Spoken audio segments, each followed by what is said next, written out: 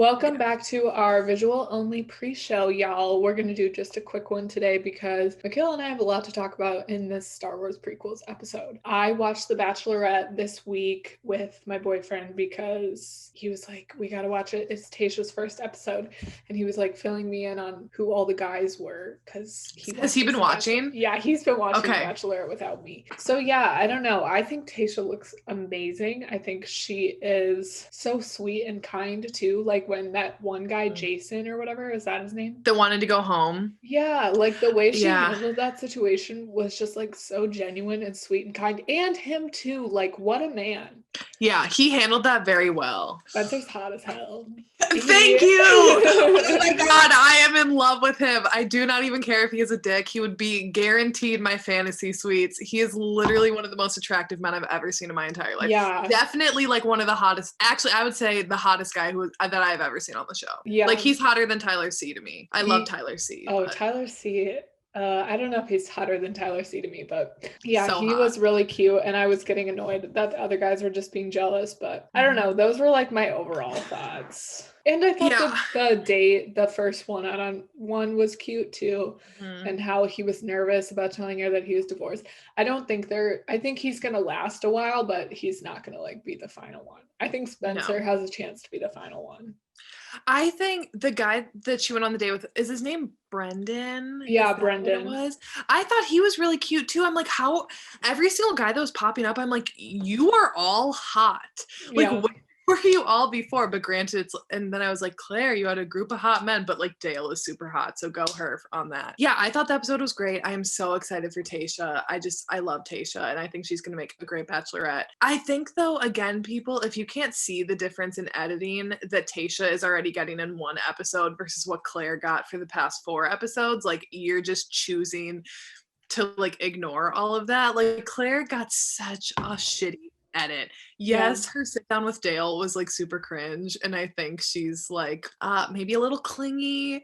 Maybe I don't know. I'm not saying that like Claire was my favorite Bachelorette or anything. I just think she got done so dirty by production and editing. Like they had these guys in quarantine and Tasha in quarantine. Like they had them before Claire was even done with the show. So they knew they had to get Claire off some way. So obviously they were going to push her towards choosing someone.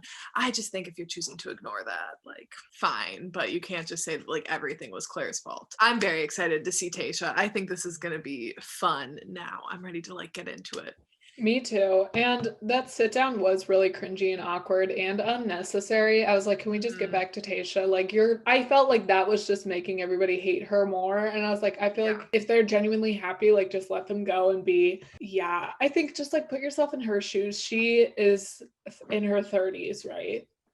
39. Yeah. She's almost 40. Yeah. So like she's been hurt before a lot. Like think of how you are when you're in a relationship right off the bat, like you're super excited and everything, and like I don't know, people need to be nice, but also like I was annoyed by that too, so I understand. And I do agree that Dale's really hot, but I also saw people comparing him to the girl from Polar Express. Saw that, and I can't that changed my view of him. No offense, Dale.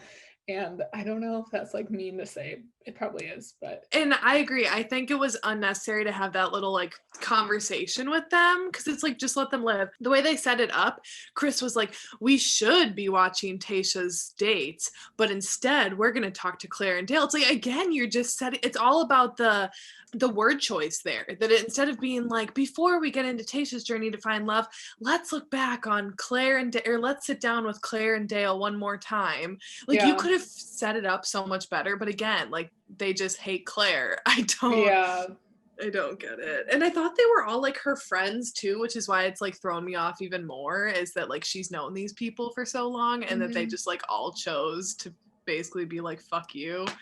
I don't know. She should come out with like a documentary or something about her experience. I hope she does. And Peter too. Peter is like, I think as soon as his NDA is done, I think him and Kelly are like exposing it all, and I cannot wait for that. I want there to be like and I know there's that one reality show that's like talking about reality shows basically. Do you know what I'm talking about? There's like a show that goes into like how reality shows are made and stuff, and like what producers do and like how shady they are. But I would like a Bachelor like sit down where like a bunch of people just expose stuff. Like that would be really interesting. Yeah. Also, I would be nervous like if we ever do like take off in some way, like in a really big way. I would be nervous to see like who people compare me to look like, you know? Like, I would be so sad if somebody was like, you look like Mr. Potato Head or something.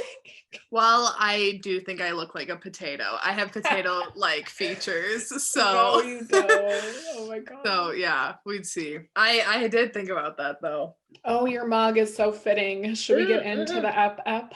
Yes. Okay, so I have my Darth Vader mug. I have like 1, 2, 3, 4, 5, 6, 7. I have 7 different Star Wars mugs, but I chose my Darth Vader one because I figured it was the most fitting. And then I have my Stormtrooper. I was wondering if you were going to wear that sweatshirt. I mean, I have a bunch of Star Wars t-shirts too, but I wanted to be cozy. Mm-hmm. You know, I wanted to be comfy. So we went with the Stormtrooper sweatshirt. Yeah, let's jump into it. Let me pull up GarageBand. All right, clappy clap. 3, 2, 1. Buckle up. Because it's going to be a long ride. It's going to be a wild ride. No one cares, but we're going to tell you anyways. This is Popcorn Chats. Biden's America, baby. We won, and we're so happy. Welcome back to Popcorn Chats. I'm Katie. And I'm McKay. On this day that this episode comes out, Michaela is aging up. Mm-hmm. It's my like Sims time. I literally just said that. We're both like The Sims. God. So yeah, she's celebrating 24 years of life. And Katie let me pick the episode topic for this week because obviously my birthday. So I, of course, always want to talk about Star Wars. So we thought that we would take it back to the prequels, my original favorites of Star Wars. They were my originals. I had seen the ones, the originals like 4, 5, and 6 before I had seen these. So these were my first Star Wars movies ever, and I love them. I can't wait to talk about them. Yeah, and these were also my introduction to the series as well. I still to this day haven't really seen 4, 5, and 6. I've seen like mostly 4. I don't know if I've seen it all the way through, but I've never seen 5 and 6. What had happened was I had the Lego Star Wars video game on PlayStation 2 way back in the day, honey, way back, and Michaela would come over to play. We would play it for hours. And we would get so frustrated, and we'd be like stuck on a level in Phantom Menace, that pod race scene or whatever. We got stuck on that level for a straight day, and we were so mad, and we were like throwing down the controller and everything in anger. And my dad felt so bad for us that he took us to Red Robin. Bless you, Mr. Healy. Because we couldn't win the level. It was so bad, but good memories.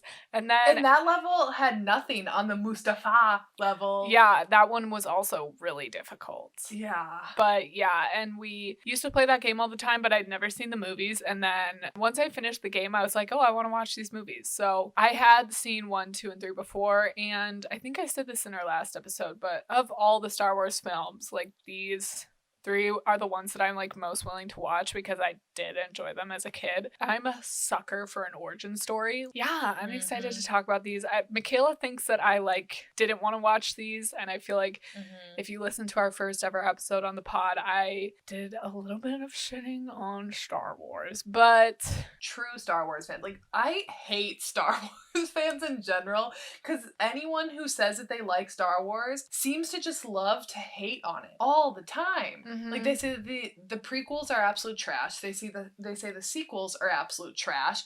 When the originals came out, the originals were trash. It's like, I don't get why it seems like a lot of Star Wars fans spend most of their time hating on Star Wars. Like, it doesn't make any sense to me. So I'm going to put that out there right now. When I say that I'm a huge Star Wars fan, I do not read all the books behind the histories. I have not watched the Clone Wars, like the animated series that is on my watch list. I have not got around to watching that yet. I just really enjoy the movies. I like to like them. So if you are just here to like hear us shit on these, like, that's not what we're gonna be doing. Yeah. I mean, we're gonna criticize them in certain ways, but I mean, if you're one of those Star Wars fans who hates these, like, this is not gonna be your cup of tea then. Yeah, we're not gonna like them. be making fun of it like in our cringe series, because I didn't like certain moments were cringe, but I think it's just like any movie from the 90s, early 2000s, like can be kind of cringy. So I don't know, understand why people may not like them, but also I think people are missing the point in a way. So we can get into that. I also remember playing with the Star Wars figurines. Michaela and I used to play this game that we invented called Polly's versus Star Wars. I was gonna bring that up. Oh my god, do you want to talk about it? My brother had all of the Star Wars action figures, and I had a few action figures of Star Wars, and then I had a bunch of Polly Pockets. So whenever Katie would come over and we would play, Katie would always make me be the Polly Pockets, and of course the Polly Pockets always had to lose. Yeah. They weren't gonna, like, beat the Jedi. And it was just so funny, and especially from the second movie, Attack of the Clones, that one assassin at the beginning with the face, I so distinctly remember I had, like, a removable face, so it was like her normal face, and then you could peel it off, and it was her, like, green melted face underneath. I specifically remember Padme just hanging from a chain, and I would like fly her over the Pollys, and she would just knock out a bunch of Pollys. Because it was in her execution outfit from the second one, and she had the little loop stuck in her back. I don't know why. So guys, we aren't going to talk about each movie individually, really, because that would be just too long of an episode before we talk about, like, each one individually, characters, everything. So what Katie and I kind of want to do is, quick at the beginning here, we're going to give each other 60 seconds to talk about any random things from each movie that we just wanted to note of, things that we thought were funny, that stuck out, that don't really fit into the overall conversation that we want to aim this towards. So should we just start off doing, like, Phantom Menace, Attack of the Clones, Revenge of the Sith? So I will pull up my timer, Katie, and you have 60 seconds or less for any random Phantom Menace thoughts. All right. Ready? Yes. Set. Go. Okay, I hate the little braid in Obi-Wan Kenobi's hair. It is a rat tail and gross and disgusting. I really enjoyed the dynamic between Qui-Gon and Obi-Wan Kenobi. They're, like, really cool, calm, and collected, and I just like their little brotherhood. And when Qui-Gon dies, like, you can tell that they really love each other, and it's just sad. I never know what the hell Jar Jar Binks is saying, and he honestly annoyed me. The political stuff was really hard for me to follow. I was Googling a lot to try and keep up because I really wanted to understand, and it all just went over my head. It feels like at some points they're trying to flex with the special effects, but it's like comes off as outdated now, which again, like, might contribute to why people like to shit on these films now. I love Queen Amidala and Padme, like, best character. I think that is so dope. No! Okay, her fashion, her makeup, her refusal to back down, and the decoy thing, I just love. Okay, I'll just leave it at that. That seemed really short. 3, 2, 1, go. Okay, first off, just the joy that I feel when I hear the Star Wars theme song and those opening credits start rolling, I think it would be comparable to a parent seeing their newborn child for the first time. Like, that is how excited it makes me. Oh my god. Phantom Menace is my least favorite of the prequels. I know everyone hates Jar Jar Binks, but I do think he's a little endearing for me. I don't like him, but I definitely don't hate him as much as other people do.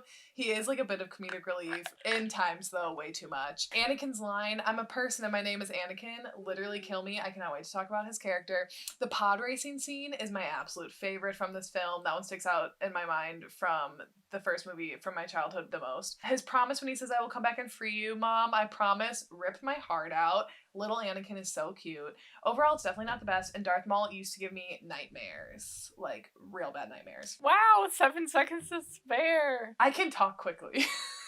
I guess I was just a failure at that. Yeah, Darth, I love that fight scene. Attack of the Clones. Okay, 3, 2, 1. Okay, so for this one, I really started to feel annoyed for Anakin. Like, no one trusts him, and he's always right, and it's just annoying. I love the peaceful transfer of power between the new Queen of Naboo and Padme, and, like, how the new Queen supports Padme, and, like, her seat on the Senate is super dope.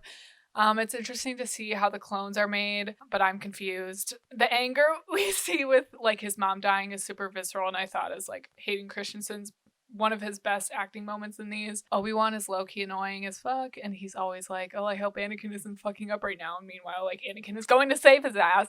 All his emotions are understandable. The conflict of everyone calling him gifted and like the best they've ever seen, but then also like holding him back. Like, I just feel him so hard. I don't know. Like, I feel like they should know that they're creating a monster, and like making him suppress his emotions is just toxic. I totally agree. Everyone loves the character of Obi-Wan, and I like Obi-Wan, but I think he is like very overhyped in my opinion, but I'd like to get into that more later. Me too. So I liked your thoughts on that. 3, 2, 1, go. Hayden Christensen is my original crush. Even with the stupid little braid in his hair, he still just like does it for me. Okay, Padme and Anakin falling in love in this movie, I have more thoughts later, but their wedding at the end is beautiful. The song, beautiful. I love a good forbidden romance, and they were like my original ship, and I think why I love forbidden romance so much, I think it stems back from this. Oh, interesting. The execution scene where Padme, Anakin, and Obi-Wan are all tied to the posts used to be one of my favorite scenes when I was a kid. It's still a great scene though when all the Jedi come in. It's so cool.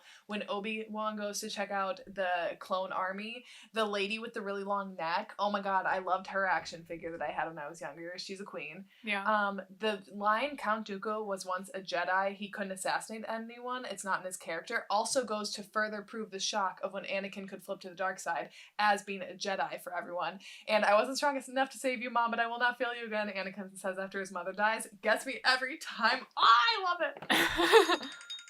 Sorry. That was trickier.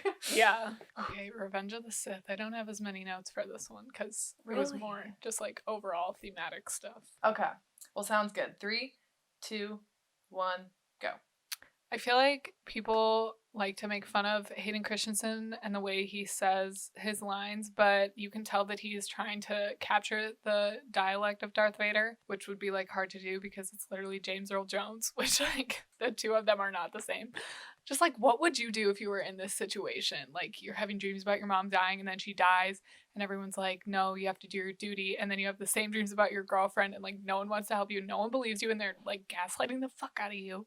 Like, just what would you do in this situation? So frustrating. And I don't know, I think the dialogue between Anakin and Padme is bad, and that's why like the relationship stuff is lacking a little bit. And the ending with Padme would have been way stronger if I believed the love story more, but it just felt like two actors acting in the end. Cool. Just wrapping up in time. 3, 2, 1, go. This was one of the first movies I remember seeing in theaters, and I remember getting pulled out of school to go see it and falling in love with it, and I literally wanted my license plate when I grew up and could drive to be Star Wars 3. I'm not even kidding. Hayden Christensen in this movie is my ideal fucking man. I would let him force choke me into oblivion. His hair, his robes, the robotic hand, the scars, everything. I'm so here for it. I think this is where my love of villains also started, and my love of a good sad boy. I genuinely love everything about this movie. The opening sequence, Padme and Anakin's forbidden love, his downfall, the final battle, everything, the fight on Mustafar. Genuinely one of the best Star Wars scenes ever. Probably my favorite of all time, actually. My powers have doubled since the last time we fought Count. Anakin is a great Jedi and super powerful, and that only highlights that. And like you said, Katie, he was gaslighted this whole time by the Jedi, and I will not let that go. And also, I love the shot of Dooku where he has one red lightsaber and one blue, such a powerful foreshadowing, and displays his inner turmoil. And then following that dark decision, you see him refuse to leave Obi-Wan. What a display of him being torn between good and bad. That's all I'm too. Crap. I didn't even think about that when it's like the red and the blue. Yeah. That's really good. And real quick, I just want to touch on the gaslighting. When Anakin goes to Yoda for advice, and Yoda's like, you have to just train yourself to learn the things you don't want to lose. That's not helpful. I'm sorry. They're just so not helpful. They're really not, and they're just like, your relationship with him is like not good, but he's like, that's the only thing that like can save my wife, but then they're like, you're not allowed to have a wife, like that's bad. That's not the Jedi way, and like they can't help him in any way, and like when there's ways for them to help him, they're like, oh, that's not our job. The biggest thing that we wanted to talk about with these films was the character of Anakin Skywalker / Darth Vader. Because if you've listened to any of our past episodes, like ranking episodes, Darth Vader is my favorite cinematic character of all time. And I really, truly don't think he will ever be topped for me. I don't think there will ever be another character that will get the backstory, the time, the shock value, the pain like spent into one character. Like to have 6 movies pretty much around one character is almost unheard of. Besides if it's like Harry Potter, you know, like a book franchise or something. And when it's about a villain. Yeah. Like that is very much unheard of. So I know we're going to spend a lot of time talking about that. We're going to get into like Padme and Anakin, Obi-Wan and Anakin. I feel like we should almost just get into Anakin right off the bat. Because otherwise I feel like we're going to be alluding to it this whole time. And like we might as well just dive into it. Okay. First of all, just like the origin story in general, and especially when we're talking about a villain who we've already seen like as an evil person, and then going back to like, okay, how did this happen? And not just like back a couple months before the events that we've already seen of him being evil, but like to his childhood. It's such a unique opportunity and such a good lesson, which is one of the things that I think people are kind of missing the point of. It's rare that you get this type of perspective, and granted it's a fictional character, but like we're so quick to demonize and villainize each other, and like that person is a bad person and like they don't deserve anything. But like you would be the exact same person if you grew up and went through their entire life like step by step. Everything happens for a reason, and like no one is born pure evil. It's all circumstance. I totally agree. I think that to see how this super villain is created is unheard of, or something that we haven't seen on film, and I don't really think we've seen on film since, honestly. Right. And I think that is such an important thing to see him starting out as a child, because you're looking at him as a child and you can't look at him and be like, oh yeah, he's evil. Like, no, he wasn't born that way. He was created, or he was a product of his environment and his life and circumstances. And I think seeing him from a child to then as a Jedi apprentice to then where he is in Revenge of the Sith, I think you see that gradual change, and you see step by step. You never once are like surprised, really.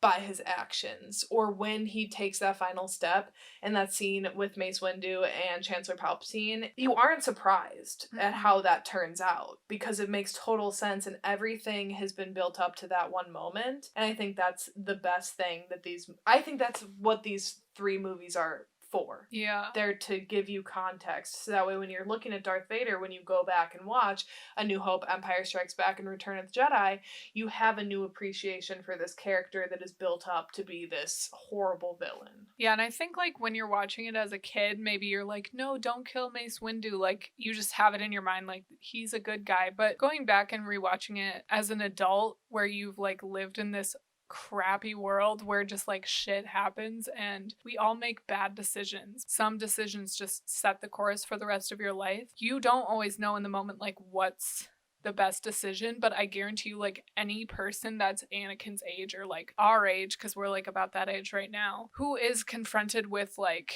the situation and the circumstances that Anakin is confronted with. Like you have one guy who's a little bit shady, but like he says that he can show you the way to save your girlfriend from like, or your wife, the same fate that you already saw your mom go through that traumatized you and nearly broke you. And then this other guy who like you, who has hated you and like been a complete dick to you, has been holding you back and like won't help you and just all this stuff, even though you know like he's good. Like you've been seeing some shadiness with the Jedis too, so it's like he's questioning and conflicted about both scenarios. So like when you're in that life or death split second decision, it's like yeah, and that's what's so crazy about it, because that split second decision set the course for the rest of his life and like impacted so many other lives, obviously. And every single time we see him make a decision, he starts out with good intentions when you really look at it overall. Even with Master Windu dying, his intention is to save Padme. Like, he's not killing Master Windu to be like, ha, then I can be almighty and powerful. I mean, yes, it devolves into that, but it didn't start that way. And we see that from the very beginning. He starts out with good intentions, and that makes his downfall all the more powerful and fun to watch. And I think often forgotten that he started out as a literal slave. Not just a child, but a slave. He had no power, neither did his mother. And in episode 1, he says, I have dreams where I'm a Jedi Knight and I come back and free all the slaves. Like, he wanted to use his power for good.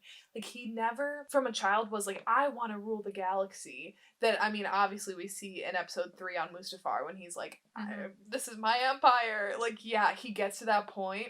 But he didn't start out with that goal in mind. He literally just wanted to save Padme because he couldn't save his mother. Yeah, and I think that point that he gets to where it's like, this is my empire, even that, like, I don't think is coming from a purely evil place, like, where he's just turned into this evil person. He has seen the two powers that, like the two rulers that are like separated by technically good and evil. He's seen how they do things and like doesn't like either of it. He sees the Jedis, who are supposedly good people, be corrupt, let innocent people die when they could have easily saved them for their duty, and like this whole Jedi code bullshit. Like, they're not allowed to love or feel normal human emotions. So he's like, screw that. They shouldn't be allowed to rule because they are like letting innocent people die. It all comes back to like save the innocent, like, and justice. Like, these people don't deserve to be living like this. Like his mom, you know, that's just like the ultimate kind of origin of everything that happens to him and like his personality and everything. And Padme, like the innocent, the good, like purely good person who just like doesn't get what they deserve. The dark side isn't doing it right either. So he's like, I'll overthrow both of them. I'm more powerful than anybody. I should rule. I was just thinking of this book that I just read, Nightfall by Penelope Douglas, and in this, one of my favorite characters, Damon, has this line, which it's not an original, or it might be an original line in this book, but I think it's like a different version of what's out there, of like, the role of the villain is only determined by who is telling the story.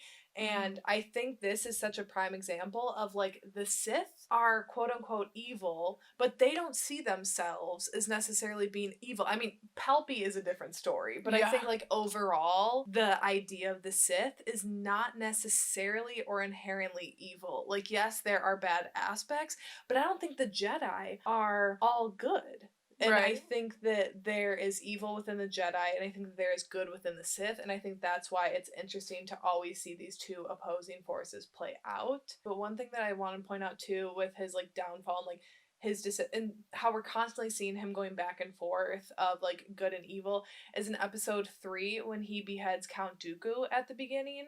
He wouldn't have done that without Palpy pushing him on, which granted, like, that manipulation started early on for Anakin. So to see that, it's like, yeah, I mean, Palpy's doing a good job of getting those little nuggets in his head. As soon as he does that, he has that moment of regret that says this is not the Jedi way, and feels remorse for his actions, and that only, again, like I said, makes his downfall more fascinating, because again, you see him do this horrible thing, granted to an evil character, so it's like you don't really care, but he still beheaded an innocent person who was unarmed and killed them when they wouldn't have had a chance to really hurt Anakin again. It just makes it so that there wasn't like one, he just didn't just jump off the edge. Like, there were multiple little pushes. It was like back and forth. It was like 2 steps forward towards there, 1 step back. And it was just like a slow, gradual thing. And it was like this fear of loss and resentment in his history dangling over his head that finally like pushed him over. But even when he was over that edge, I don't think he was ever truly over. And as we kind of saw at the end of his character in the original movies, he was never fully evil, I don't think. He's always been conflicted, and like that's what we see in this franchise. Like, the most powerful people, the most gifted Jedis are the most conflicted because like both sides are kind of calling to them. And that part that you brought up about the Count Dooku thing and how he's like, I shouldn't have done that, that's not the Jedi way. In the moment when he kills Count Dooku, the Chancellor says he's too dangerous to be kept alive. And he's like, that's not the Jedi way. And then later on, Mace Windu says the exact same thing. He's too dangerous to be kept alive. And Anakin's like, but you're a Jedi. Like, he should stand trial. And I think right there, he's again like losing faith in the Jedi way. Like, they're hypocritical. They're hypocritical at so many moments from the very beginning. I never made that connection, Katie. Katie and I talked about this offline where I was like, Katie, I'm pretty sure I've seen Revenge of the Sith. I am not exaggerating. So this movie came out in 2005, so 15 years ago. I genuinely think I probably watched this movie like twice a year, every year. So I've seen it, I think, like 30 times. And I've never realized that they say that same exact line. Yeah, Oh my and I God. think there's a lot of moments like that where the Jedi contradict themselves. The Chancellor never really does that. He never contradicts himself. He's just like, this is just a different way to use the Force, really. Like, they make it seem evil, but it's not. They say that it's for selfish reasons, but you'd be saving your wife, and they're selfish too. Just look at them. And I think that moment when Mace Windu says, like, screw a trial, like, kill him, is the straw that kind of broke the camel's back in that department of like the Jedi are hypocritical. The manipulation is so interesting to watch in this film because even in the second one, you see Palpy like planting these seeds once again, and you see Anakin's frustration with the Jedi Council constantly shitting on him. And yes, Anakin is like arrogant and cocky, but he's also like hates himself at the same time, which I think is an interesting juxtaposition. Like he doesn't love himself and isn't like one of those characters who just thinks he's like awesome. He just knows that he is powerful and knows that he is like meant to be the greatest Jedi of all time. So how do you not let that get to your head when you're training? And then when all you have this whole entire group of people that you know you are more powerful than or will be more powerful telling you no all the time and putting you down and like kind of demeaning your value. Yeah. And again, it just opens up the door for Palpatine to come in and plant these little seeds of being like, oh, they don't really trust you, or like, oh, what a waste of your talents. Again, it's just like feeding that need for him to feel powerful and feel capable of doing something because all he's had happen in his life is like failures.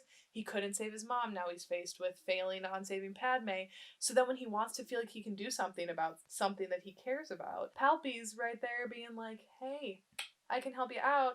Where the Jedi are like, oh, you just gotta learn to lose stuff in life, man. I don't really know what to tell you. Tell me you wouldn't make that same choice. Like you said, Katie, you cannot watch this and not at least consider the idea that you would follow the same steps that he does. Yeah, and also I think another thing that people are kind of missing the point on is like when you have so much power and like you're being told that you're the most powerful person and you feel so much more powerful than all of your counterparts who are still like above you. With that like comes people trying to use you for their own benefit. So like he has that going for him on both sides. Like the Jedi send him out on all these missions and he's constantly saving his own master's ass, but then denied the role of master, denied a seat on the council until Chancellor Palpatine like demands it. Then same with the Chancellor, like he is using Anakin for his own personal benefit. So it's just kind of like, again, he wants autonomy over his own life and his own powers.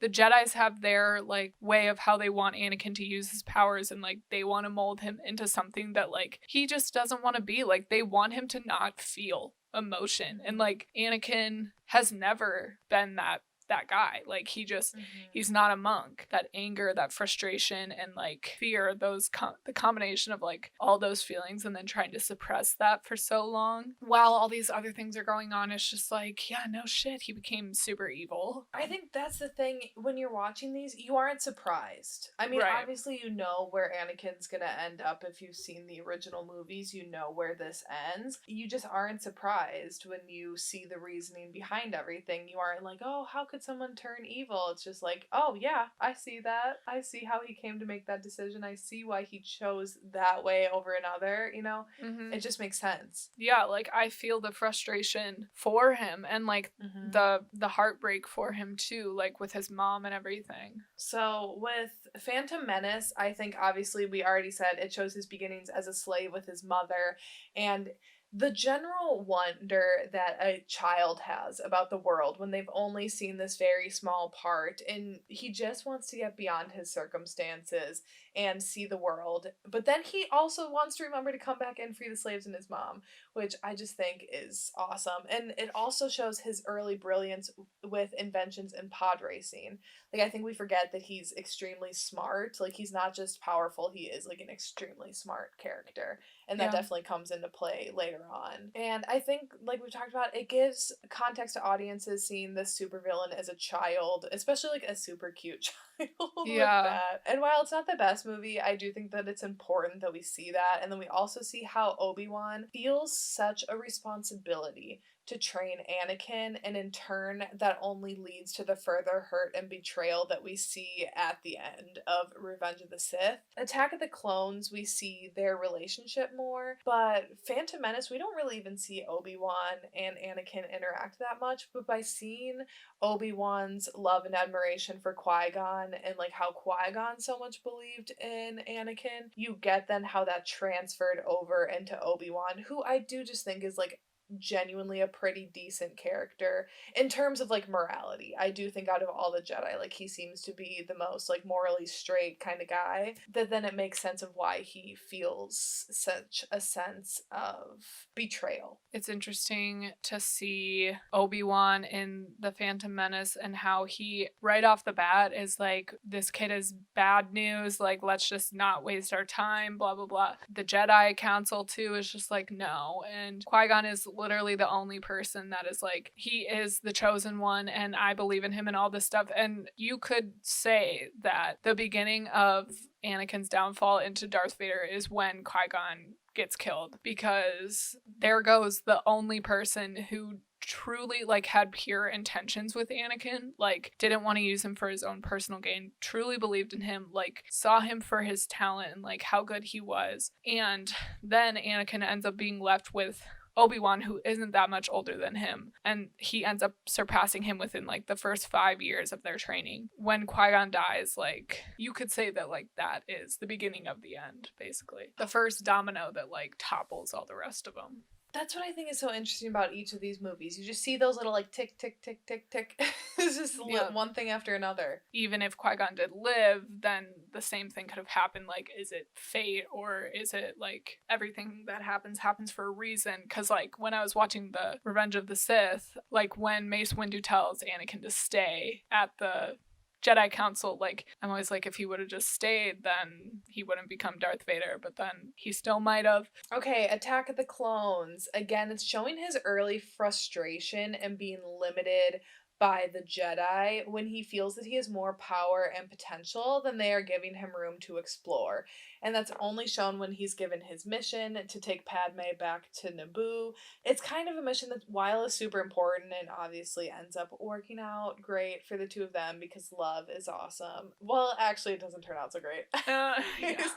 But like, it is a mission that he feels is below his power, and honestly, like, is below his power. He's basically a bodyguard. And it does show his early arrogance, but it also shows his hatred inside of himself. And so, again, it isn't so out of left field with the turn and the third one. And the death of his mother is the most important thing that this movie does for his character. I genuinely think that, how Katie, you were just talking about if his mother did not die, I would be really hard pressed to see how he would have turned and how it would have felt natural, because without him feeling that grief with his mother and knowing what that is like, I don't know what that would have looked like in 3. Then when he has that fear of losing Padme, it still could have been enough to turn him, but I think that by having that already have been something that he had to experience, and that guilt, and again when he's having these nightmares and the Jedi are like, don't worry about it, you got a mission, and they're like keeping him on things and not letting him go home to see his mother, and then when he finally does get home, they're like, she's been gone for months, like he's had these premonitions and the Jedi have not let him leave to check anything out. So again, he has this anger towards the Jedi. So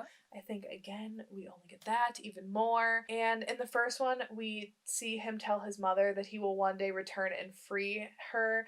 And then finally, when he has the capability to do so, like as a young boy, there's nothing that he could do. But then as a Jedi, he now has the power to be able to go and free his mother. And I think that's so heartbreaking then, that when he finally has the capability of doing something, he's too late. Also, this is where we start to see the seeds of Chancellor Palpatine planting stuff in Anakin's head. So, and also him and Padme's relationship starting. That is kind of like a whole other egg that we'll get into later. But obviously, I think Attack of the Clones overall, the 3 major things that it does is the death of his mother, the romance with Padme, the beginning anger towards the Jedi.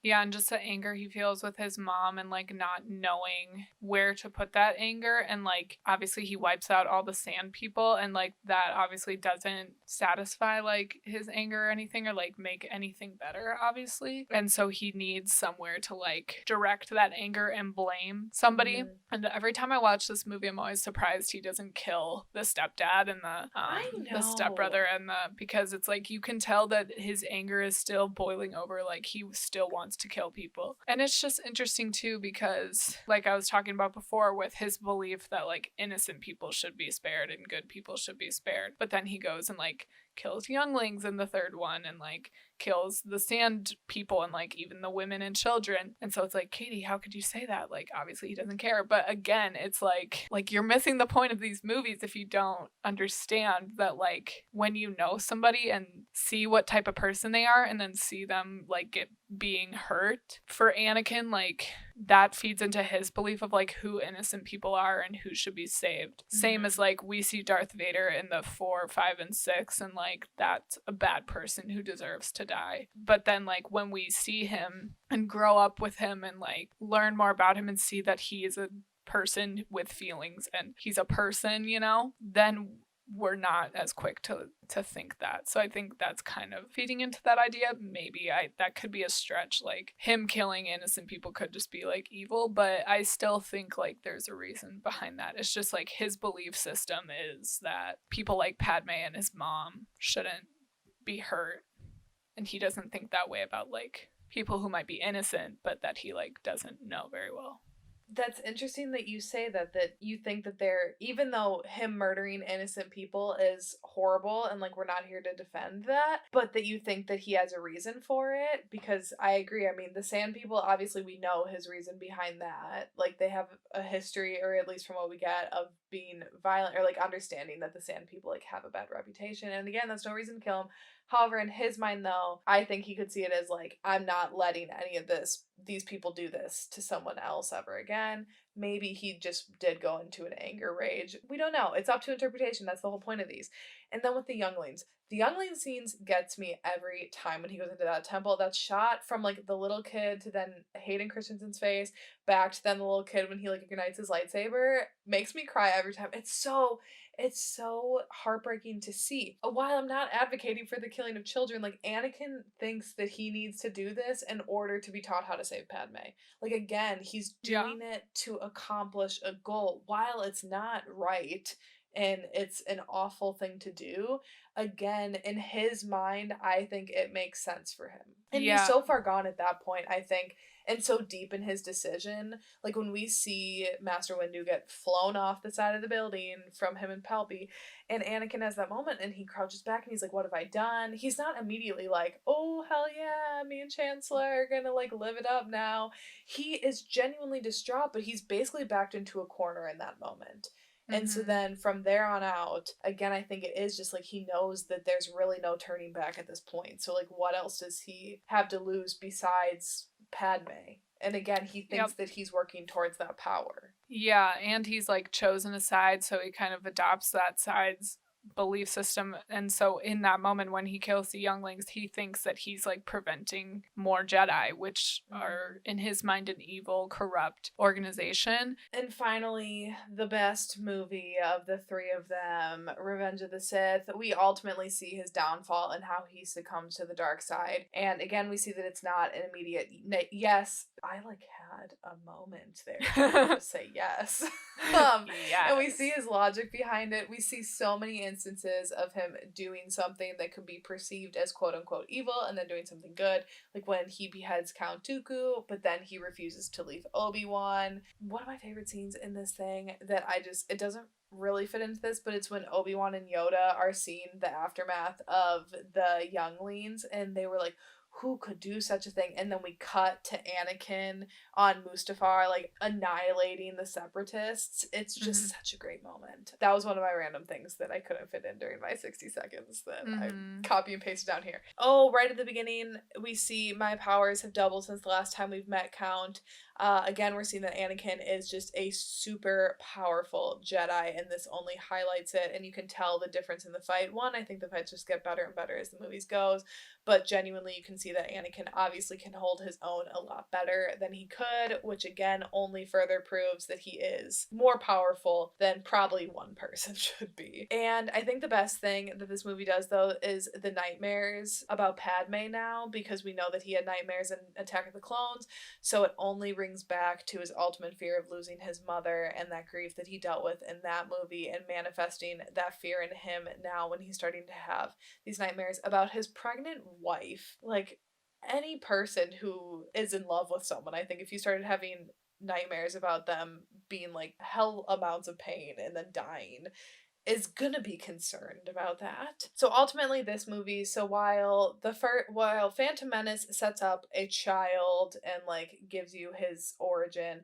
the second movie shows you his power and that initial grief of losing his mother and how that's going to manifest in the third one, and this third one is ultimately showing his downfall. I think each movie is necessary. I don't really think there's a lot more that I could have asked for in terms of like background on this character. I mean, there are things we're going to talk about with like Padme and things that we would have liked to see more of, but I don't think I could really ask for any more than what we got. I mean, I'd always take more because I would love to see anything else to do with this character. Do you kind of feel like, Katie, with this 3 arc of this franchise, is there anything that like you feel like we missed out on with Anakin's character? The one thing, the ending does feel very quick. After the split-second decision of him stopping Mace Windu from killing the Chancellor, after that, it's like, boom, he's like evil, his eyes have changed color, like, it's over, and everything just happens so quickly. The Jedi, like, want him to bring balance to the Force, and, like, once that has gone completely out the window, it's like, it's all messed up, all the Jedis are dead, like, everything just happens so quickly. I don't know. The events of the movie just kind of move very rapidly. Like, Padme finds out she's pregnant at the beginning and she's having kids by the end. Anakin and Obi-Wan have that conversation like, I actually really do appreciate you and like all you've taught me, and he's like, I'm actually proud of you. And then like bam, the next time they see each other, like they're trying to kill each other. I would say the third one feels very fast paced, whereas the second one feels very slow paced. And I'm not gonna say like it shouldn't have been like that, but that's just something that I would know. And I don't know if it's like a good or a bad thing, but I do agree. The pacing of the third one is a lot quicker. And I think that's why a lot of people like it more, is because it is just more entertaining. There are more fights. I mean, you get the fight right at the beginning with Anakin, Obi-Wan, and Count Dooku. And then you get the fight in the middle with General Grievous and Obi-Wan. And then you get the fight at the end with Obi-Wan and Anakin. And then at the same time with Palpatine and Yoda. Like, there's just a lot going on throughout it. yeah. But I think it by far is the best look-wise, too. I think there are a lot of great jump cuts. I think there are a lot of great moments. I think the darker edge. I think Hayden Christensen in this movie, like Attack of the Clones, there were like some cringy moments. I'm not gonna lie on that, but I do think he had great moments in that movie. But this movie, he like hits it for me almost every single time. Like, genuinely, I think he did such a great job showing the conflict in this movie. And ultimately, like, that darker edge, I think he really brought it in this one. The whole Mustafar scene is just incredible, but the "you will not turn her against me," that line delivery is so good, and his anger in that moment is so palpable and so visceral. I feel like people shit on Hayden Christensen all the time, and I think, for the most part, it's undeserved in these movies. And I know you had watched some like videos, Katie. Do you have any thoughts on like Hayden Christensen as Anakin? You're stupid if you can't acknowledge that like this is arguably one of the hardest roles ever, like one of the most popular franchises ever, and then like one of the biggest characters ever. This is a huge undertaking. Could somebody else have done this role and possibly done it better? Maybe, you know, like his performance wasn't Oscar winning. But that's not like what Star Wars is. They think he's too monotone. They think he's like, his delivery is weird. In some moments, like especially the moments with him and Padme, I think the dialogue is just not it. it's the dialogue that's lacking, and like nobody could deliver those lines in a good way. In other moments, I think people just are wanting a bigger performance, but his acting and portrayal of this character is in like his expressions. One of the videos I watched pointed out like in every shot he is contemplating and thinking, and you can tell like in every moment he is like his brow is furrowed and he's conflicted. And that's a huge, like, that's the entire character. And I think Hayden Christensen, like, put a lot of thought into that. I think he put a lot of thought into, like I said before, the dialogue and, like, trying to make, because the voice of Darth Vader is so iconic. So when people are, like, getting on him about his line delivery, it's like, okay, but you want it to sound authentic. He was trying to do that, and I think people are missing the point. And if you really listen, it does sound like Darth Vader's voice without the like filter on it or whatever. I wouldn't even know how to describe it, like the megaphone effect. I don't know. You don't want him to have had 3 movies of speaking one way, and then you go back to his origin, and he's speaking a completely different way. Yeah, you could maybe sell that of being like, well, after he was basically burned to nothing, and like he had to relearn how to talk or something, but like that's not really realistic. Like you would still have that same thought process. You would still talk similar. I totally get that. Like obviously you don't want him to sound like 2 completely different people. And like you said, Katie, could other actors have done it? Like maybe, I mean, we don't know that. But I'm just trying to think of like if they were to be doing this now, who you would cast in this role. And I genuinely am having a hard time trying to think of someone that at least would be in the spotlight right now. Timmy. Who could...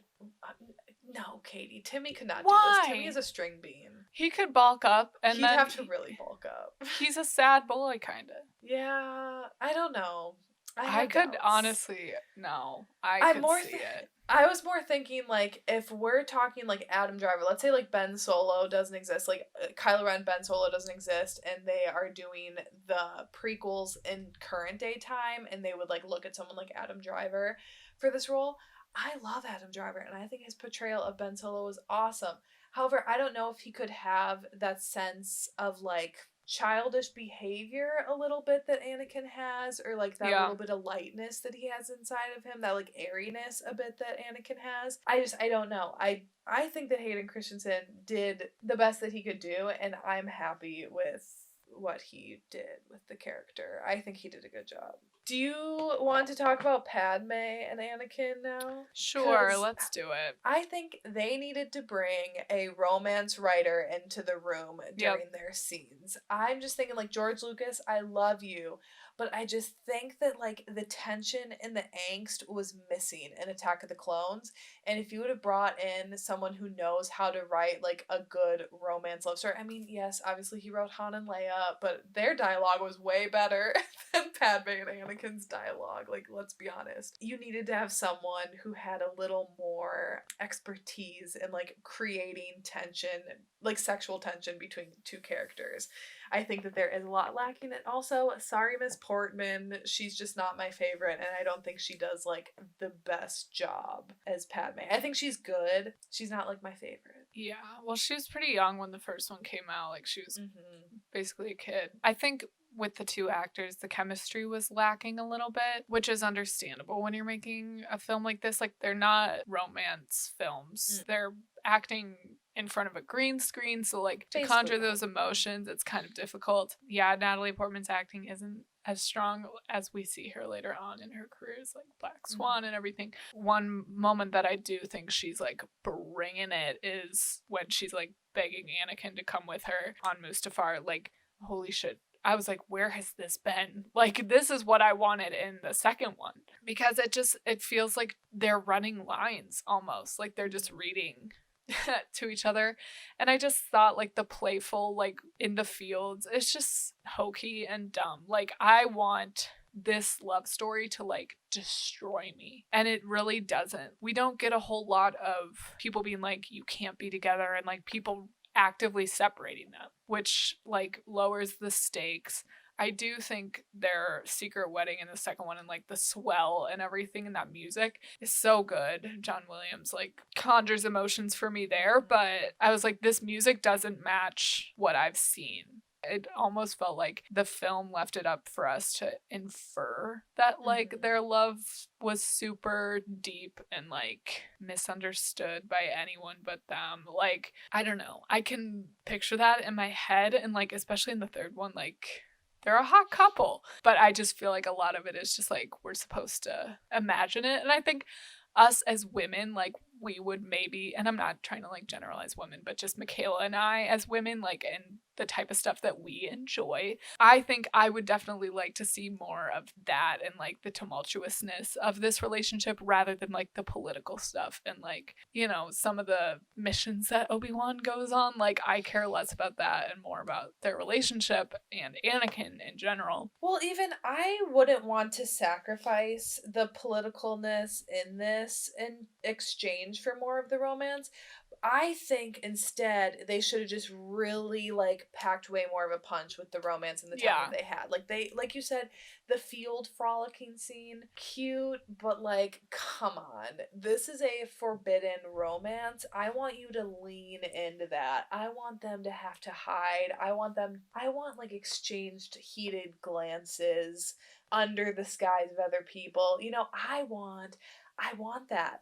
And I hate again to make this comparison to the sequels that we just got, but there is more tension built up between Rey and Kylo when there's really no romance with them at all until they kiss at the end of Rise of Skywalker, which I wasn't here for that. I mean, I was here for that at the moment, but now thinking back, I'm like, their connection went so much deeper than like a kiss. It just like, now it feels cheap. But they are an example of like a forbidden romance, and they aren't even a forbidden romance, but you get that, you get that tension, you get that angst, and like they could have done that with this. But then actually made you be like, yay, they get to be together. Like, you could have had that culmination. I agree. I just think they really, like, they were on the right track with this. It just missed the mark in certain spots. I mean, yes, you still get this love story, and there are moments that are cute for them and that make their relationship feel, like, earned in a way, but just overall, it's, like, just enough, but there's like nothing extra on the side, you know? Yeah, like that ending where Padme is like really suffering. Like rewatching the third movie, like the ending didn't hit as hard for me as I remembered, and also as like as much as I wanted. If the relationship had been like I don't know how to describe it, but just like really made me feel something, it would have packed more of a punch, and I would have believed more like that she lost the will to live. In the second one, Anakin should have jumped off the ship and like ran to Padme when she fell off. That's the type of love story I want. And I think when you said at the end that doesn't hit as hard after like watching it back, and even when I'm watching it every single time, like what gets me and like gut punches me is strictly Anakin's character and seeing that downfall and like seeing him on Mustafar have so much anger and so much pain inside. Like that hits me. Like that I think is out of the ballpark, but Padme and like him, it's just a small part of that. Like that's not what is really getting me. Yeah. Emotional. We just need to say this because Katie and I are often talking about like female characters and like representation of women in film. The third movie, Natalie Portman is like kind of useless except for just being like a pregnant wife at home, which in Phantom Menace and Attack of the Clones, we see her like being a badass and being this awesome politician and like gunfighting and like charging up the front lines. And we don't see any of that in the third movie, while it like kind of makes sense because she's pregnant, so obviously she's not like trying to be out and putting herself in danger.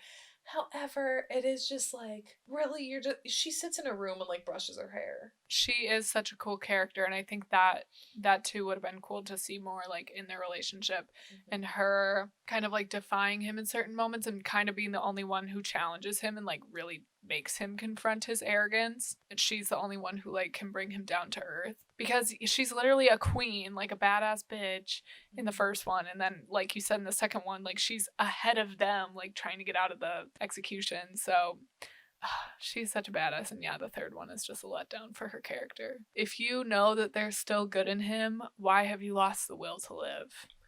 Yeah, I think she was just being a little dramatic.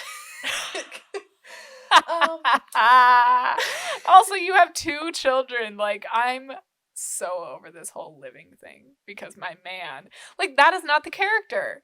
No. She's literally a queen. She's like, so for that to work, like, I wanted to see her lose part of herself to like rebuild herself to attach herself to him, and we didn't get that. So then all that, it does come off as like dramatic and like you're throwing it all away for a man. Yeah. But it would have made more sense if the romance was like more believable. It doesn't just feel true. It doesn't feel true to her character at all. But I mean, again, I get why it had to happen. Like, she had to be that catalyst at the end of being like, Anakin literally did everything to try to save her, and then he ultimately couldn't once again. So then it like makes sense of why he like fully takes on this persona of this evil person that we see later on in these films. Let's jump into Obi-Wan here then, because I get why like he's a character that people would like. He is just not my type of character. I love the morally gray character, and he is very like morally black and white. And is that what it would be, like morally black and white? He just sees things as good versus evil. He doesn't see the nuances in anything.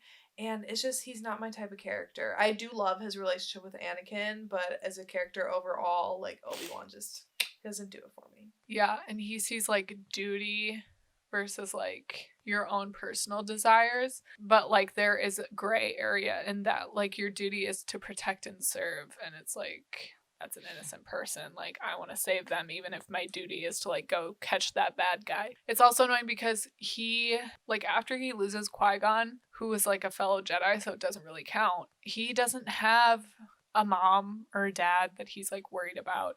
He doesn't have a girlfriend or a wife, obviously, or a boyfriend. I'm not assuming anything about you, Obi-Wan. The Jedi are just kind of rude because to pluck a boy from from his mother and then be like, don't care about your mom. Yeah. Like, what the fuck? Wouldn't you think that if you're trying to create this legion of morally great people who are just going to defend the people, wouldn't you want them to have people that they care about protecting? Like, wouldn't that be a better motivator? I mean, granted, then that could be used in the opposite way of, like, when we're looking at Anakin, of, like, turning to the dark side.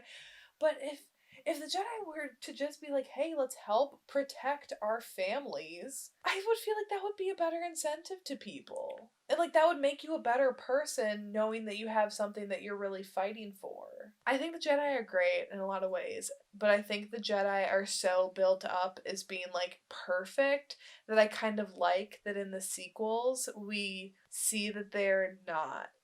Yeah. There's more of a conversation around the gray area within the Jedi as well. Yeah, and it's refreshing, you know. I don't know if kids necessarily pick up on that. Like, I think kids still see things as, like, the Jedi are the good guys and the Sith are the bad guys. But, I mean, watching it as an adult, you can really tell, like, that system of authority that's, like, labeled good. They're not always right about everything.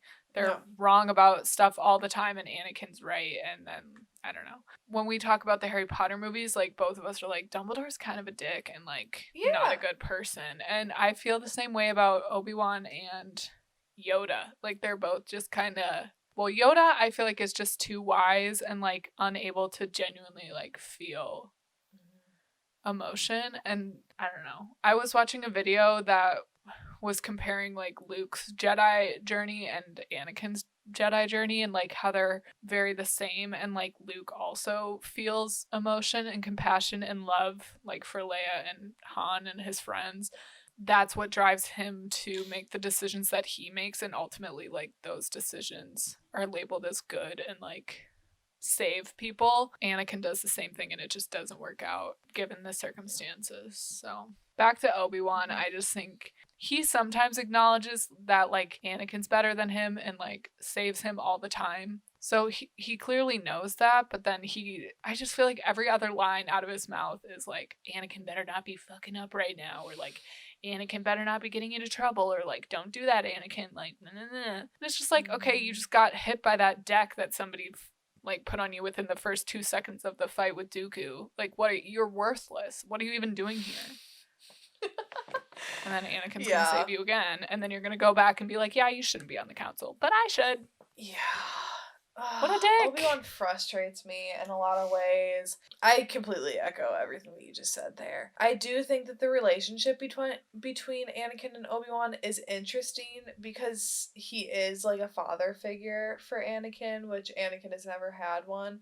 So I do think that's interesting that he feels that, and then at the end Obi-Wan said like you were like a brother to me, that he saw them more as like equals than him being like above Anakin as a father and like Anakin as a son. I thought that was interesting because the whole time we're kind of seeing Obi-Wan be like, I'm up here and like you're here, and always trying to like put Anakin in his place or have Anakin remember his place, to then at the end be like, I saw you as my equal, like I saw you as a brother. I just think that's fascinating. Like I think in his mind, the way that he treated Anakin is different than how he actually did, and how like Anakin received his critiques and praise in a way. Yeah. I think it's just like how in real life, how one person can have one idea of a relationship or interaction and takeaway, and another person can conceive it completely or receive it completely differently. Yeah, and I think he wanted the best for Anakin, but he also wanted the best for like the Republic or whatever, and just everybody had their idea of like how they wanted Anakin to mold and be shaped into. And he says right off the bat when he's a kid, like, I'm not a slave, I'm a person. Like, I'm gonna do what I want. And the whole time, Obi-Wan is like, politicians suck. I hate politicians. And he's always telling Anakin, like, don't trust politicians.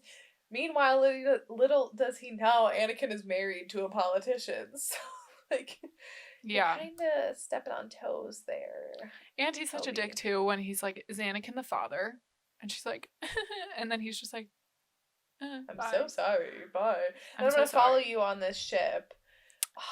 Yeah, and then ruin everything. And then, like, it's because of that Anakin, like, force chokes her. And he's like, don't do that. Like, what a... He annoys me. Yeah. Obi-Wan is not... I don't hate him. I like him, either. But he's definitely not up there in my favorite Star Wars characters. Maybe Clone Wars would change it for me, since it is like very heavily focused on Obi-Wan, obviously. But one thing that will get me every single time that I think is such a testament to Hayden Christensen and Ewan McGregor is the whole fight on Mustafar. I think that is the best scene of these three movies. I think, in my opinion, it's probably my favorite scene. I think in our top 10 movie scenes, I had said that the fight in Rise of Skywalker between Rey and Kylo was my favorite. I don't know what I was thinking. I mean, that's a great fight sequence, but this is just like end all be all. The emotion between the two of them, the absolute balance of power that the two of them have, and the moments of dialogue, like it's just paced so well when we get like these stop and starts. In the moments when they're talking, this is the end for you, my master, and he's like, Anakin, don't do this, and he's like, you're a Republic, like you I lost. The emotion at the end, obviously, when Obi-Wan is like, you were my brother, Anakin, I loved you. It's like, it gets me every fucking time. It's so good. It's so good. Maybe you can offer some intellectual thoughts, because I can't speak anything besides of it's amazing in terms of that scene. I don't have any intellectual thoughts. I think the special effects are just out of this world and very believable. Like, there are certain moments in these three movies where I'm just like, oh my god, it takes me out of it. Like, in Phantom Menace, when they go underwater, I was like, that is like cartoon water. Yeah. But it is so immersive in this third film. And like you said, the equal balance of power really feeds into that. Like, they're brothers. They've grown up together. Like, I really get that sense that they've grown up together. And it's like the older brother versus the younger brother like dynamic, that they're in competition with each other and like the best of friends, but then like want to kill each other. And it's just heartbreaking that like literally the last conversation they had before this was like them expressing their appreciation for each other, and it's gonna end in like the death of one of them, or like the metaphorical death of Anakin. And two, when Yoda and Obi-Wan obviously discover about Anakin killing these younglings, and knowing then like what he's done, and Obi-Wan's reluctance to kill Anakin and being like, I can't do this, like I love him, and Yoda's like, no, you got it, bro, take it away. Right. The Jedi really have like no sense of people loving other people, which they doesn't really don't make any sense. Yeah, they're just like, that's not the Jedi way. And also, like, fairness and like a fair trial is also apparently not the Jedi way. Like, they decide that somebody should die. Like, when Yoda or Mace Windu, like, as individuals, are like, that person should die. Council, out the window. Yeah. That person is dead. And that's just like not chill. So I don't know. No. The Jedi are sketch. And like, Period. I'm not saying that the Sith are good. Right. No. Obviously, the Sith suck. But I think when you're looking at good versus evil, there's really no such thing. There in really this is no world. such thing. Yeah. Like Democratic and Republican Party, literally both not great. No. Like, there are faults in both. So this one kind of ties back to like what you were saying early on in the episode about like how Star Wars fans tend to like never be satisfied. And I've kind of gotten that sense too. I'm definitely like not within this fandom. From the like supplemental material that I have like watched or read, from the little bit of like social media talks that I see, it is very critical. And especially with these prequels, like people really don't like them for some reason. I think a lot of the narrative is like nothing will compare to the originals. Even the originals, like people don't like that much. I mean, it was made in a time where like all this high tech stuff was hard to do on film. So like it comes across as outdated sometimes.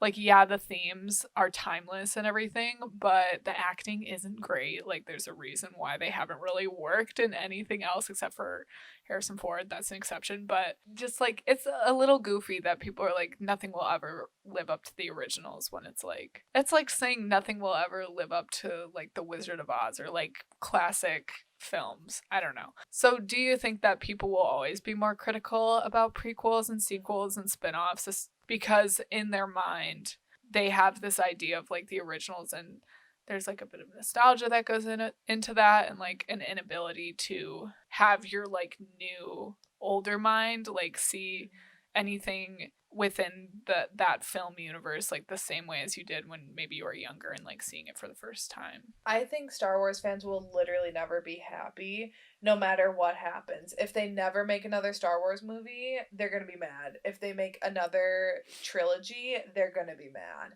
I think it's just the common case of you can't make everyone happy, but I genuinely think in the sense of Star Wars, like you can't make everyone happy by a long shot. I think, I again don't want to make assumptions, but this is what I do think. The majority of the fan base, or the more outspoken people of the fan base, are like middle aged men. Yeah. And like, I'm sorry, like, you're just not the target audience anymore for these films. Looking at the prequels, they're like, Lucasfilm did a shitty job. So Lucasfilm got sold to Disney, and then they're like, Disney did a shitty job. And it's like, what do you want? Like, what's gonna make you happy here? You can't be happy by anything. And then they're putting out too much Star Wars content. Okay. Now they aren't making any Star Wars content, and people are like, we need more. Okay. Like, this is a whole other can of worms that we're not going to get into with these because it's way more prevalent in the sequels, but there's such like a sexism bias with Star Wars and in the fandom, and like how that plays out with Rey in the sequels, which that's not for this one, because really, like, the only woman in this franchise and these ones is Padme, and like no one really has like a big opinion on Padme in these. I don't think people will ever be happy no matter what stories they choose to tell moving forward. I think it is a sense of nostalgia for people who have these as their original, where I think I will always be kind of biased towards these because these were like my originals. But I will never say like nothing will ever top these, because I think the sequels topped these. So I have like more of an open mind to like where these want to go, and not having like set in stone of this is what I want. Right. I don't know. I did have a recent interaction with a middle-aged man. I'm not sure how old he is. And he saw I have a Star Wars poster. I have a Last Jedi poster behind my desk in my workspace. And this man asked me, he's like, I'm gonna ask you a question here, and I will like judge you on, or and like this'll, and he was like, and I'll judge you on this. What do you think of the prequels? And I was like, why the fuck is that any of your business? I mean, you can ask me like if I like them, but why are you going to be like, but I'm going to judge you on it? Yeah, that's gross. Because you already are setting up then that I should say that they're shitty, and I'm not going to say that. So like, are you going to say that I have like no taste because I like these? Like, these were my originals. Sorry, Yeah. I'm not 50 years old. Yeah. Like, I hate that. you don't want any new... I was so annoyed. I was so annoyed with him, and now it's kind of like tainted me a bit. I'm like, bro, like I don't want to ever talk about it with you because I know you're not gonna like then see my opinion as being valid because you already like think that it's invalid because I liked these. I don't think like they want Star Wars to have any new fans either, which I like don't get. Yeah. You want younger audiences starting to like these. You want like each generation to have a set of films, and like the sequels just did that. Like they opened Star Wars up to a new generation, and Right. like the prequels opened up Star Wars to a new generation. I'm sorry, what child wants to sit down right now and watch A New Hope? A New Hope does not look that great because, like you said, Katie, they're trying to do a lot when the special effects were not there. Yeah, Where but if you they show them might, that- if they see like the prequels and stuff and get really interested in it, they Exactly. might go back and want to watch it. Where it's like, if you're going to either show A New Hope or like The Force Awakens to a kid, what are they going to be drawn to? Like, The Force Awakens special effects is like way better. Yeah. I like being an outsider in the fandom of being like, I'm a fan of these, but I like am not really involved. Like, I don't really try to read that much like opinion articles within Star Wars writing and stuff because honestly, I think it's just filled with a bunch of hate, and I'm kind of just like, what do you people want? Like, just enjoy these movies. Yeah. Yeah, that is really too bad. Like, and I think I've seen some parents be like, I love that I can enjoy these movies and like take my kids to see these movies, like when the sequels were coming out. I think that was special for a lot of parents who like grew up with the originals and everything. And I mean, the prequels introduced you and I to the series in a way. Like they introduced Michaela to film and like her love of movies and stuff. So like, why is that a bad thing? This might come off as hypocritical if you've like listened to other episodes in the podcast, because I am one to be like, why are they making another one? Like, it's just a money grab. I'm kind of a cynical girly, but I don't like it when adults are like, well, back in our day we had like, I don't know, the Brady Bunch, and that's always going to be better than SpongeBob or whatever. That's a horrible example, but I just like, I don't like it when adults are like, you can't like that because it's not compared to what I had when I was younger. It's like, well, yeah, no shit, the world is completely different. Like nothing is like it was when you were younger because we've evolved. Like we're human beings, and thank God things aren't the way they used to be. Looking at Star Wars, I don't see it as a money grab versus like Pitch Perfect. Yeah. Having like Pitch Perfect 1, 2, and 3. Why did that need 3 movies? You know? Like that's a money grab to me in like my mind. Where this universe, there is just so much to explore that I think every single time you'll get a new, fresh look on it, which is why I think like Star Wars, like I only hope for Star Wars to continue on for years and years and years, and like obviously I don't think Disney is going to stop making Star Wars content because they know it's I mean, look at The Mandalorian right now. Yeah, people are like eating that shit up, and it is really good. That's a good point that you brought up. Like with this world, similar to like Harry Potter, there's just endless avenues to explore, and like people want to know more about certain characters or certain, you know, origins of certain things. So there are just like endless possibilities and ways for people to take it. I would argue creators who are creating things within the Star Wars universe need to be careful, and I would hope that they genuinely care about the story and the fan base and like genuinely want to tell a good story, because to me it's obvious when things are just like a money grab and they really don't care and like things come off as disingenuine or like not that great. There's creation for like the sake of creation and like continuing this world for future generations, and then there's like creation for the sake of money and like knowing that this is a profitable form of storytelling and like world that people are interested in. I think when you look at the sequels, there's a balance of that, of in The Force Awakens, of acknowledging the origins and the nostalgia, and almost leaning into like the certain like cash grab moments, where then Last Jedi I feel like is really diving into the world, and Rise of Skywalker has more of a balance of that. Mm-hmm. Is there any other character in this series that you would enjoy seeing a backstory on, or like a more in-depth view on? Because I know we had like Han Solo or whatever, and don't say Kylo Ren. That's the only one I Oh want. my god. What would there be to tell? Actually, no. There too. Wait, Katie, sorry, what did you say? I missed what you just said. What would there be to tell? Like, we kind of already got his backstory, I thought. No, going back to the beginning, I want to see him as a boy getting literally abandoned by Han and Leia and sent off to work with Luke. And I want to see him training with Luke and seeing Luke be like, oh, I think I'm going to try to kill you. And then seeing, like, that explosion at the temple and seeing him run away with the Knights of Ren and, like, become Kylo Ren.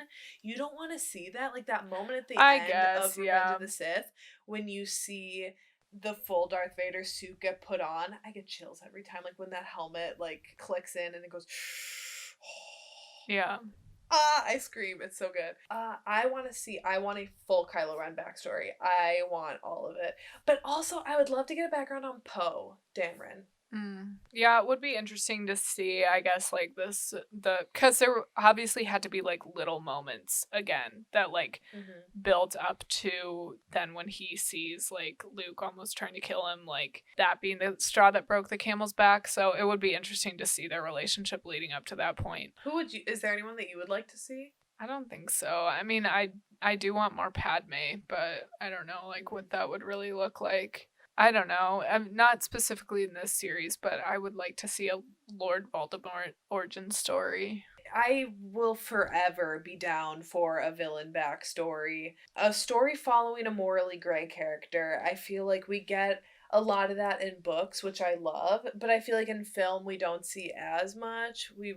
There is more distinct lines between like good and evil on film, because I think that's what is easier to portray on film, where in writing we can get in like the head of a person. It's easier to translate everything. Yeah. And like obviously you see heroes having faults, like even when you look at any superhero movies or Harry Potter or Hunger Games, like you see these heroes have these moments of weakness or these dark moments, but you really never almost dropped my laptop off my bed. But you never really once look at like Harry Potter and be like, oh, he's morally gray, or Captain America, or the Hulk, or Superman. You know, like they're not morally gray characters. Yeah. Katie, I have a kill fuck marry for us. Oh god, okay. And this is not gonna be an easy one. Like I wasn't gonna be like Anakin, because obviously we already know the answer to that. Chancellor Palpatine, Jar Jar Binks, oh my god, and Yoda.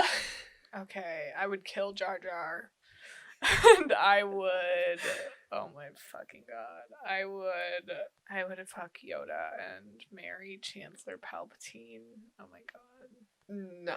Ew, Katie. No. I would. Why would you want to marry Palpatine? Just curious. He'll be my sugar daddy. With those crusty hands? No, thank you. I would kill Palpatine because there's no way I would ever want to see an extra inch of that man's skin. He disgusts me. Marry Yoda because I feel like I could just kind of be like, yeah, go away. Like, he would at least be like probably a decent roommate. And then I'd fuck Jar Jar just once, get it over with. Ew, no. Be done with it. I would kill that mother. I want to kill him. Me said Jar Jar Binks. Ew. And then lastly, what execution animal would you want to face? Would you want like the tiger thing that goes after Padme, the rhinoceros looking thing that goes after Anakin, or the like weird spider, not spider thing that goes after Obi-Wan? I think the rhino, because I don't know, the tiger like scratched her on the back and that like literally gave me chills. And he seemed to be able to tame the rhino. Not saying that I would be able to do that, but the spider thing is freaky. So I don't know, I guess the rhino. What about you? I agree. It would have been the rhino, because the cat, the scratch too, that gets me every time. And I don't like the multiple legs spider thing has. Too many variables. And at least if the rhino was like killing you, it'd probably be like a pretty quick-ish death. Yeah, just a stomp and you're done. Overall, I think like the idea of watching someone that is like the OG villain, like the most well-known villain ever, like grow from a young kid to the point of where that moment you were talking about where that helmet clicks in and like he is now Darth Vader. It's just like such a cool idea and such a grand idea and like really large undertaking. Would I like certain things to be like really hard hitting and like really emotional that aren't necessarily like at the caliber of how I want them to be? Even like at that moment when he becomes Darth Vader, like the music isn't really doing it for me. I don't love the choir of people like singing a requiem type chamber music song. Like I want the da, da, da, da, da, like I want it to hit really hard, and it just I want them to remake these. Like I don't know. I think it would be interesting, and I want Timmy to be the main character. People need to chill when they hate on these movies because there are really strong moments, and I think people miss the point. I think it just does such a great job of humanizing a villain, and it's fascinating to watch. And like you said, I think there are moments that they could have packed it a little better, but I think overall I like them, and they kind of did what I wanted them to do in terms of Anakin's character. They obviously could be better, but I don't think they deserve the hate that they get. No, definitely not. Happy birthday to you. Everybody say happy birthday to Michaela because it is her birthday and she's 24. Subscribe to our Popcorn Chats YouTube channel. If you're audio streaming this, you can get a visual only pre-show on our YouTube channel. Exclusive content. We're talking about The Bachelor, The Bachelorette, and our thoughts about that is a great time. Be sure to follow us on Instagram, Twitter, because we post updates about this podcast and other fun stuff. And follow Michaela on TikTok because she does painting and book stuff, and that's just a great time. Or subscribe to our individual YouTube channels. So much stuff to plug. Good job to anybody who voted, guys. I'm so proud of us. We won. We fucking won. And that just shows that good will always prevail over evil. You know, we can't just stop fighting now. Like, we have to keep advocating for Black lives and trans lives and all LGBTQ community lives and women. And, like, if we really want to generate change, like, now is not the time to cool it. Good. All right, girlies. Peace and blessings. Stay well, stay safe, wear a mask. Lilas. Lilas.